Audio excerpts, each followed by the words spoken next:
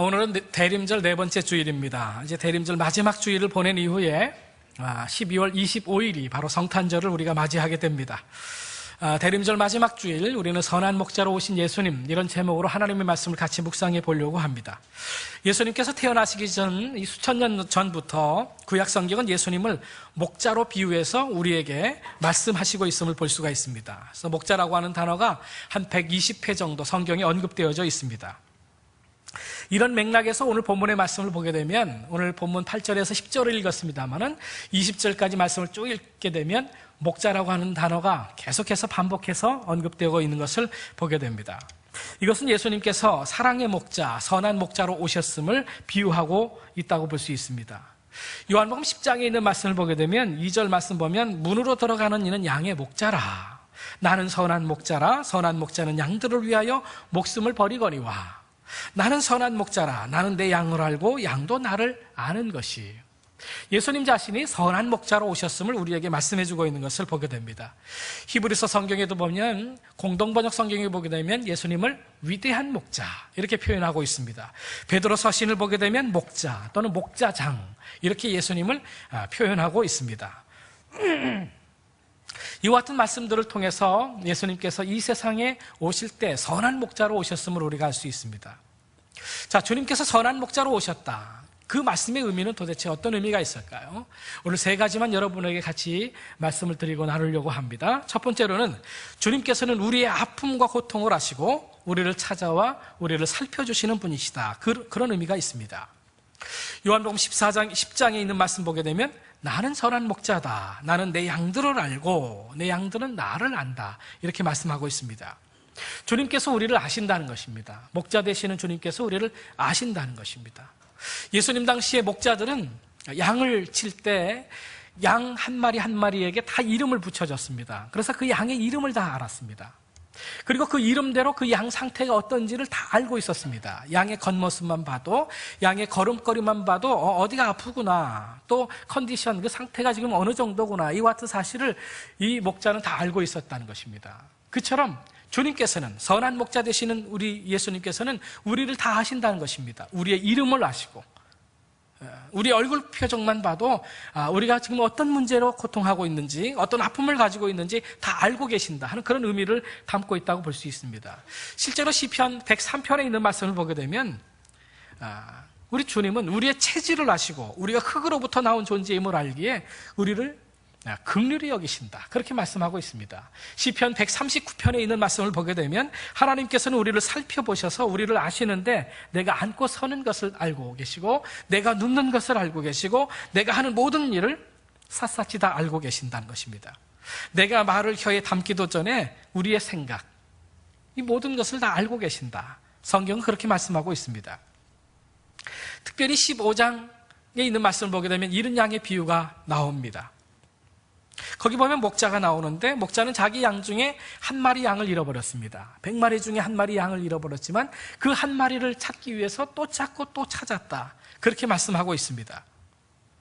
선한 목자 되시는 예수님께서는 길 잃은 양 같은 우리를 구원하시기 위해서, 찾고 또 찾기 위해서 이 땅까지 우리를 찾아오셨다는 그런 의미가 담겨져 있는 것입니다.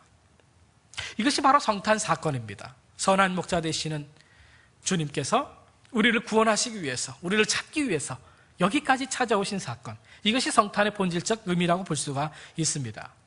창세기 16장의 말씀을 보게 되면 하갈이라고 하는 여인이 나옵니다. 아브라함의 두 번째 부인이죠. 하나님께서 아브라함과 첫 번째 부인 사라에게 너에게 후손을 허락해 주겠다. 너희 후손이 저 하늘의 별과 같이 땅의 모래같이 그렇게 번성하게 될 것이다. 하나님께서 약속해 주셨습니다. 근데 아브라함과 사라가 그 하나님의 약속을 제대로 믿지를 못했습니다. 시간이 지나면서, 세월이 흐르면서 이제 늙어가니까, 그런데도 자식이 없으니까 불안했습니다. 그래서 이 종을, 아브라함의 몸종인 이 하갈을 둘째 부인으로 삼습니다. 그리고 그 하갈을 통해서 후사를 삼으려고 합니다. 그래서 임신하게 됐습니다. 그런데 그러다 보니까 좀 문제가 생겼습니다. 사라의 마음이 불편했습니다. 이 하갈도 잘못했겠죠. 그 주인의 마음을, 그 심기를 불편하게 만들었겠죠. 그래서 사레가 이 하갈을 핍박합니다. 그래서 어쩔 수 없이 도망칠 수밖에 없었습니다. 하갈이 광야로 도망을 칩니다. 그런데 여호와의 사자가 하갈을 찾아 나섭니다. 자, 창세기 16장 7절부터 말씀을 보게 되면 이런 말씀이 나옵니다. 여호와의 사자가 광야의 샘물 곁 곧 술길 샘 곁에서 그를 만나 이르되 사레의 여종 하가라, 내가 어디서 왔으며 어디로 가느냐? 그가 이르되 나는 내 여주인 사레를 피하여 도망하나이다. 이 도망가고 있는 사레를 지금 찾아가고 있는 이 여호와의 사자, 이 모습을 볼 수 있습니다. 9절에 있는 말씀을 보십시다. 여호와의 사자가 그에게 이르되 내 여주인에게로 돌아가라, 그 수하에 복종하라. 10절의 말씀에도 보면 여호와의 사자가 또 그에게 이르되 내가 내 씨를 크게 번성하여 그 수가 많아 셀 수 없게 하리라. 11절에 있는 말씀을 보게 되면 여호와의 사자가 또 그에게 이르되 내가 임신하였은즉 아들을 낳으리니 그 이름을 이스마엘이라 하라. 이는 여호와께서 내 고통을 들으셨음이니라 말씀하고 있습니다. 여기 보면 여호와의 사자가 계속해서 반복되어져 있는 것을 보게 됩니다. 신학자들은 이 여호와의 사자는 바로 성육신 이전의 예수 그리스도이시다, 그렇게 말씀하고 있습니다. 예수님께서는 주전 2000년 전에 인간의 육신을 입고 이 땅에 오셨지만 2000년 전부터 존재해 계시는 분이 예수님이 아니시죠. 예수님은 하나님의 본체이십니다. 그래서 그분은 창세전부터 계신 분입니다. 영원전부터 존재해 계시는 그분입니다. 그분이 인간의 육신을 입고 이 땅에 오셔서 이 성자 시대를 열었습니다만은, 그러나 그 이전부터 예수님은 역사하고 계셨다는 사실을 알아야 돼요. 그 하갈이 큰 핍박과 박해 가운데 억울함 가운데서 도망치고 있을 때 이 성자 예수님께서는, 성육신 이전의 그 성자 예수 그리스도, 그분께서는 이 하갈을 찾아 나선 것입니다. 예수님은 어떤 분이실까요? 선한 목자이십니다. 그래서 잃어버린 양, 방황하는 양, 그 양을 찾아 나서시는 그런 그 하나님이신 것을 여러분이 믿게 되기를 주님의 이름으로 축원합니다. 하갈에게 찾아오신 주님께서는 오늘 이곳에서 고통하고 있는 우리에게도 찾아오시는 줄 믿게 되기를 바랍니다. 날마다 내 곁에 찾아와 계시는 사랑의 주님을 우리가 느끼면서 삶을 살아야 할 것입니다.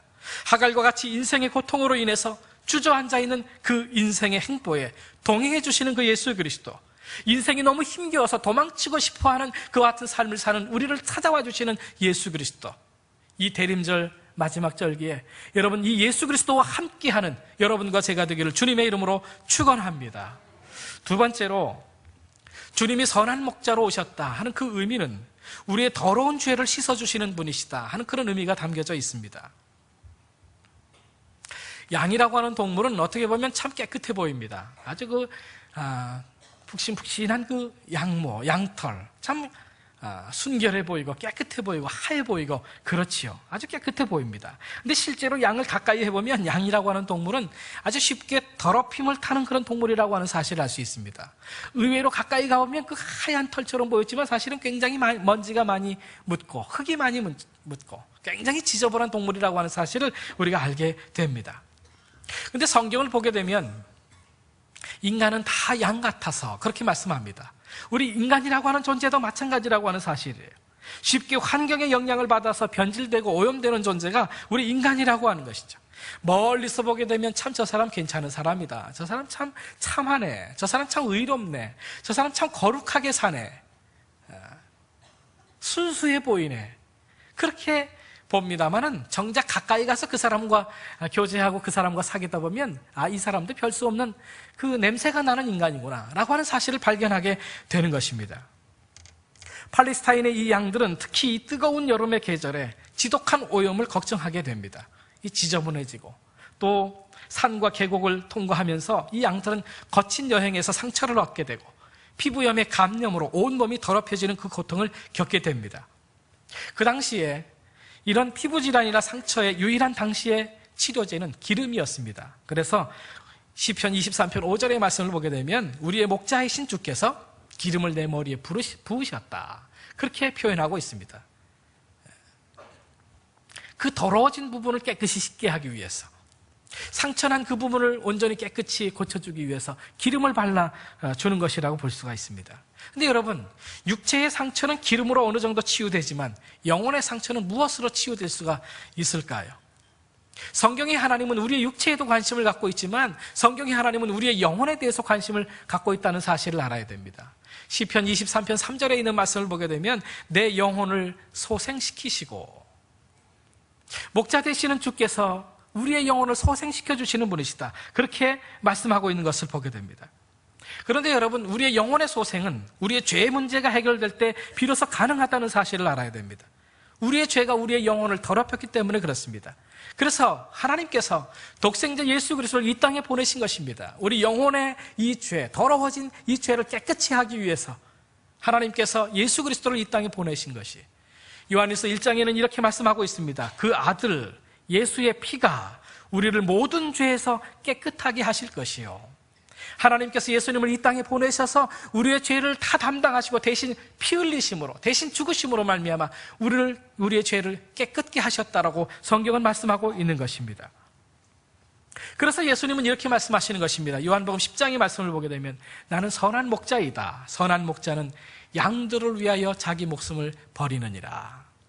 왜 이런 말씀을 하셨을까요? 우리의 영혼을 소생하기 위해서, 영혼에 묻은 더러운 죄를 깨끗게 하기 위해서, 양들을 위해서 대신 주님께서 피 흘리시기 위해서 이 세상에 오신 것이기 때문에 그렇습니다. 선한 목자는 양들을 위하여 목숨까지도 버린다. 이 말씀이 계속해서 반복되는 것을 보게 됩니다. 예수님은 선한 목자로 오셨지만 또한 동시에 그분은 속죄 양으로 오셨습니다. 이것이 성탄절의 본질이죠. 주님은 희생양으로 오신 것입니다. 대속의 제물이 되신 것입니다. 십자가에 못 박혀 죽기까지 피 흘리시면서 우리를 사랑하신 것입니다.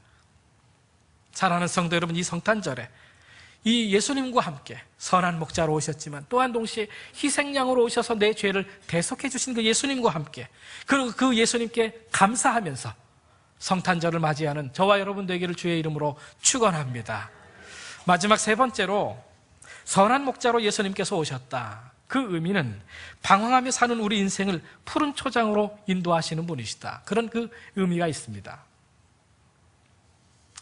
어느 목사님이 이런 말씀을 하십니다. 대부분 다 요즘에는 자동차에 단 내비게이션을 달고 다니지 않습니까? 길을 잘 찾기 위해서. 근데 그 목사님은 내비게이션을 안 달고 다녀요. 그래서 왜 내비게이션을 안 달고 다니냐고. 이거 달면 얼마나 편리한데. 그분 하시는 말씀이, 집에서도 여자의 잔소리가 귀찮아 죽겠는데 이 차 안에서조차 이 여자의 잔소리를 듣기가 싫다고, 그래서 안 달고 다니는데, 믿거나 말거나. 여러분, 내비게이션을 달면 참 편리하죠. 길을 잘 안내해 줍니다. 그런데 여러분, 내비게이션이 우리 인생의 길은 안내하지 못하는 것 같습니다. 저는 종종 그런 생각을 합니다. 운전을 하면서 이 내비게이션처럼 내가 인생을 살 때 중요한 결정을 내려야 할 때 이리로 가라, 저리로 가라, 저렇게 안내해 주시는 분이 계시면 얼마나 좋을까. 중요한 결정을 내려야 될 때가 참 많이 있잖아요. 그런데 내비게이션은 그런 결정은 못 내려준다 이 말입니다. 그런데 우리 인생을 인도해 주시는 분이 계시다. 성경은 그렇게 말씀하고 있습니다. 시편 23편 1절 2절의 말씀을 보게 되면 목자 되시는 주님께서는 우리 인생길을 푸른 초장으로 쉴 만한 물가로 우리를 인도해 주시는 분이시다. 그렇게 말씀하고 있습니다. 자, 주님께서 우리를 인도해 주십니다. 주님께서 우리의 삶을 인도해 주십니다. 그렇다고 한다면 우리 인생길이 좀 평탄하고 하면 얼마나 좋겠습니까? 그런데 그렇지 못할 때가 참 많이 있잖아요. 골짜기 같은 곳을 지날 때도 있고, 참 그런 그 경험들을 우리가 많이 하게 됩니다. 그런데 우리가 이것을 알아야 됩니다. 하나님께서 우리를 인도하실 때 늘 평탄한 길로 인도하지 않는 이유가 있다는 사실을 우리가 알아야 됩니다. 주님은 모든 길을 다 알고 계십니다. 모든 길을 다 보고 계십니다. 어느 길로 가야 정말 복된 길인지 그것을 알고 계십니다. 그래서 넓은 길이 아닐지라도 협착한 길로, 좁은 길로 인도하실 때가 있다는 사실을 알아야 됩니다. 하나님께서 이스라엘 백성들을 애굽에서 구원해냈습니다. 그리고 그 다음에 가나안 땅으로 인도할 때 어디로 인도했습니까? 가나안 땅으로 가는 길은 빠른 길, 지름길, 좋은 길은 블레셋 사람의 땅의 길이라고 해서 이 지중해 해변가를 따라가면 금방 도착이 됩니다. 그런데 하나님께서는 그 길로 이스라엘 백성들을 인도하지 않았어요. 왜냐하면 그 길은 블레셋 사람이 딱 지키고 있었습니다. 철무기를 들고 지키고 있었기 때문에 이스라엘 백성들이 그 길로 갔다가는 그들과 싸워서 이길 수가 없었어요. 그래서 길도 아닌, 길도 없는 아주 좀 어려운 그 광야길로 이스라엘 백성들을 인도하신 것입니다. 하나님께서 우리를 이 가나안으로 인도하실 때 왜 좋은 길로 인도하지 않고 왜 광야길로 인도했을까? 이스라엘 백성들은 많은 불평을 했을 것입니다. 그러나 하나님의 계획이 있었던 것입니다. 하나님은 모든 것을 다 알고 계시기 때문에 이 길이 힘든 길이지만, 고난의 길이지만, 이 고통의 골짜기이지만 그 길로 가야만 안전할 수 있다는 사실을 알겠기에 그 길로 인도하신 것입니다. 자, 목자가 양들을 인도합니다. 특별히 양들이 먹기 좋은 그 풀들, 그것은 고산지대에 있습니다. 고산지대에 올라가야 거기서 이제 푸른 초장에서 풀을 뜯어먹을 수가 있고, 또 좋은 웅덩이에서 맑은 시냇물을 마실 수가 있는 것입니다. 그래서 목자가 양들을 인도할 때 먼저 답사를 합니다. 답사를 해가지고 먼저 그 푸른 초장을 발견해내고, 그 푸른 초장에서 독초를 다 뽑아냅니다. 왜냐하면 그 풀과 함께 독초를 같이 먹으면 양이 위험하잖아요. 독초를 다 뽑아내고, 그리고 주변에 웅덩이가 있는지 거기를 또 깨끗하게 만들어주고, 그리고 울타리를 쳐줍니다. 왜냐하면 그 맹수들이 옆에서 풀을 뜯다가 맹수들이 덤벼들면 큰일 나니까 담을 쌓고 울타리를 만들어줍니다. 미리 답사해가지고 준비를 다 한 다음에, 그리고 목자는 그 양들을 데리고 갑니다. 근데 그 고산지대에, 그 고원지대에 올라가려고 하면 사망의 음침한 골짜기를 건너야 되는 것이 어쩔 수 없습니다. 맛있는 풀을 먹게 하기 위해서, 좋은 물을 먹게 하기 위해서, 안전한 가운데 그 푸른 초장에서 쉬도록 그렇게 하려면 그 고산으로 올라가야 되는 것이, 그러려면 골짜기, 사망의 음침한 골짜기를 지나야만 되는 것이죠. 왜 하나님께서 우리를 인도하실 때 그냥 평평한 길, 평탄한 길, 지름길, 좋은 길로만 인도하시면 얼마나 좋을까? 우리는 그렇게 생각이 들지 모르겠습니다만은, 그러나 하나님의 계획이 있다는 사실을 알아야 됩니다. 하나님께서 푸른 초장을 다 준비해 놓고 계신 것입니다. 하나님께서 정말 우리가 쉴 만한 그 물가를 다 준비해 놓고 계신 것이, 그래서 그것으로 인도하기 위해서 어쩔 수 없이 한 과정 가운데 이 고난의 골짜기를 지나게 한다는 사실을 우리가 알아야 돼요. 그 하나님의 섭리를 우리가 믿어야 된다, 그 말입니다. 그래서 여러분, 시편 23편 5절에 있는 말씀을 보게 되면 이렇게 말씀합니다. 주께서 내 원수의 목전에서 내게 상을 차려주시고 기름을 내 머리에 부으셨으니 내 잔이 넘치나이다. 내 원수의 목전에서 상을 차려주시고, 무슨 말입니까? 지금 맹수들이 주변에 있어요. 그러나 목자가 미리 답사해가지고 울타리를 다 쳐놨단 말이에요. 독초는 다 뽑아버렸어요. 맹수들이 쳐다보고 있습니다. 그러나 목자가 울타리를 다 만들어줬기 때문에 그 앞에서 맛있게 풀을 뜯어먹을 수 있게 됐다는 사실을 우리가 알아야 돼. 그래서 뭐라고 고백합니까? 내 잔이 넘치나이다. 그렇게 고백하는 것이 하나님의 계획이 있다는 사실을 알아야 됩니다. 여러분, 혹시 이창훈 씨라고 하는 분을 아시나요? KBS 방송 최초 시각장애인인 아나운서로 뽑힌 이창훈 씨라고 하는 분이 있습니다. 생후 7개월 만에 뇌수막염 후유증으로 시신경이 완전히 손상돼서 볼 수가 없게 됐습니다. 형체는 물론 빛과 어둠조차 구분할 수 없는 진단을 받게 됐습니다. 그런데 그가 523대 1이라고 하는 경쟁률을 뚫고 한국 방송 사상의 최초의 지상파 장애인 앵커로 합격을 하게 된 것입니다.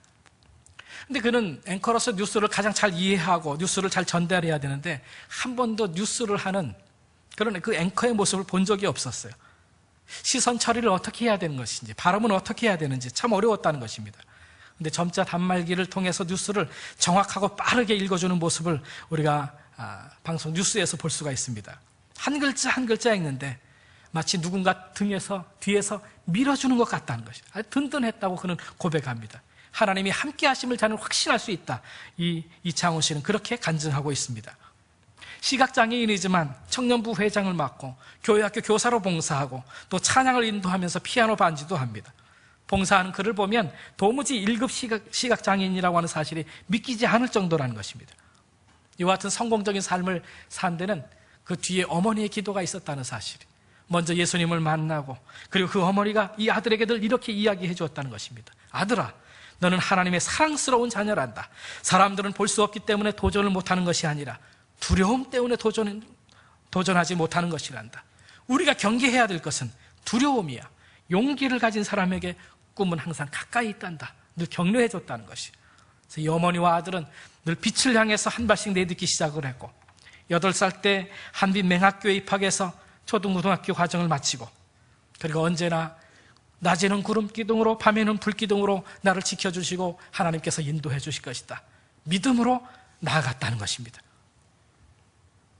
그는 그래서 처음에는 하나님께서 내게 주신 그 재능이 어디까지일까 생각하고 인터넷 방송을 시작했다는 것입니다. 나중에 KBS 방송국에서 아나운서를 모집한다고 하는 그런 소리를 듣고 그가 이제 지원을 해서 결국 아나운서로 523대 1의 경쟁률을 뚫고 한국 방송사상 최초의 지상파 장애인 앵커로 합격하게 된 것입니다.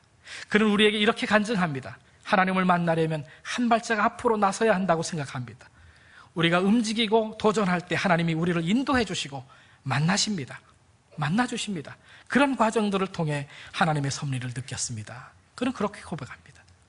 여러분, 하나님께서 이창훈 씨를 인도하신다고 한다면 처음부터 평탄한 길로 인도하셨으면 얼마나 좋을까요? 그런데 하나님의 계획은 거기 있는 게 아닙니다. 처음에는 정말 사망의 음침한 골짜기를 지나는 것처럼 얼마나 어려운 인생을 살았겠습니까? 그러나 하나님의 계획이 있었던 것이죠. 하나님께서 다 준비해 놓고 계셨던 것입니다. 그래서 고난의 골짜기를 걷지만 그 과정을 거쳐서 승리하게 됐을 때 하나님의 쓰임받는 삶을 살게 되는 것을 우리는 보게 됩니다.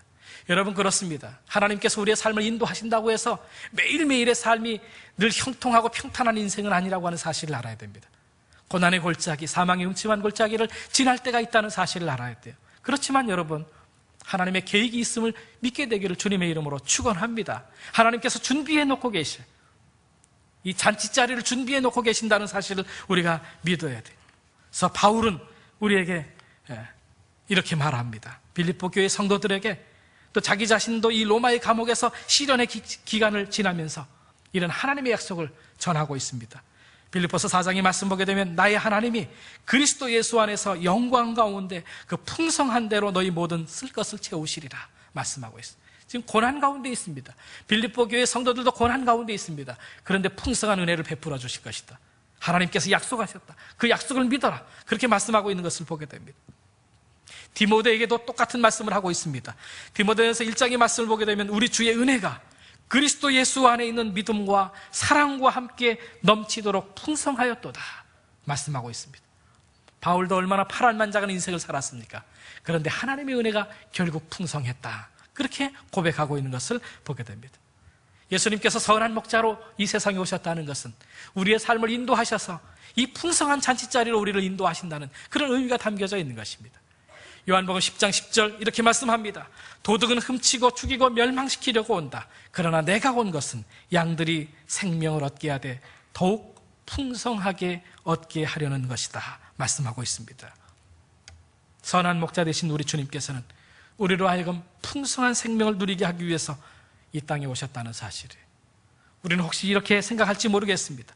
내 인생은 왜 이렇게 쓴 잔만 넘치는가? 내 인생은 왜 이렇게 사망의 음침한 골짜기만 걷게 되는가? 한탄하고 탄식하는 분이 계실지 모르겠습니다.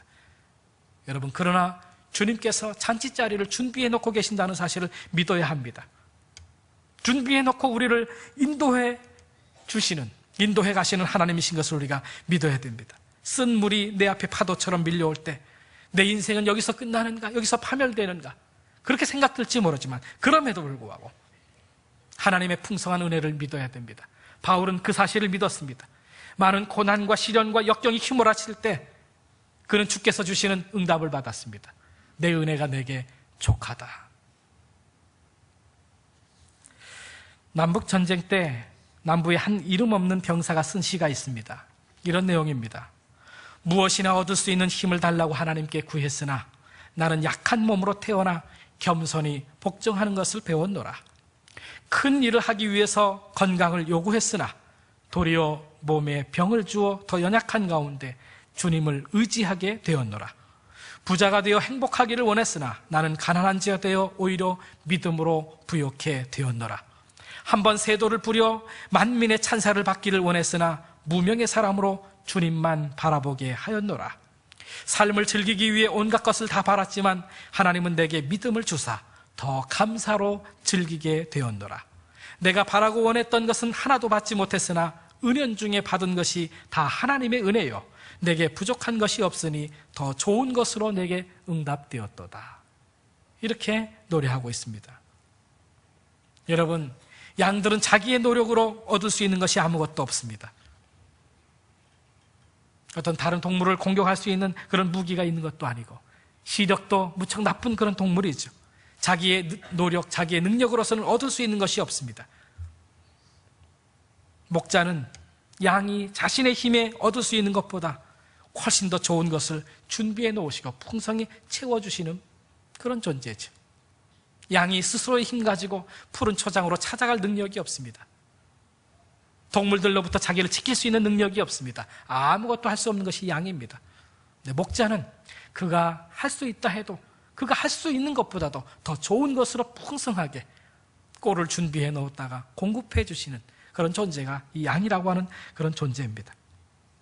목자가 다 준비해 놓고 독초를 다 뽑아 놓고 좋은 물을 준비해 놓고 울타리를 쳐놓고 그리고 그 양을 인도한다 그 말입니다. 목자가 그 양들을 데리고 골짜기로 데리고 갈 때 그 양들을 고생시키는 것처럼 보이지만 그러나 골짜기를 넘는 이유는 풍성한 밥상을 차려주시려고 하는 그 계획이 있다는 사실을 알아야 됩니다. 사랑하는 성도 여러분, 우리가 인생을 살면서 때로 고난의 골짜기를 지날 때가 있어요. 하나님이 계시다면, 하나님이 내 삶을 인도하신다면 왜 이 고난의 골짜기로 나를 인도하실까? 우리는 그런 생각이 들지 모르지만 그러나 하나님께서 축복의 밥상을 준비해 놓고 우리를 이끌어 가신다는 사실을 믿어야 합니다. 이것이 바로 이 성탄절을 앞둔 이 대림절 절기에 선한 목자로 오신 그 예수님의 의미인 것입니다.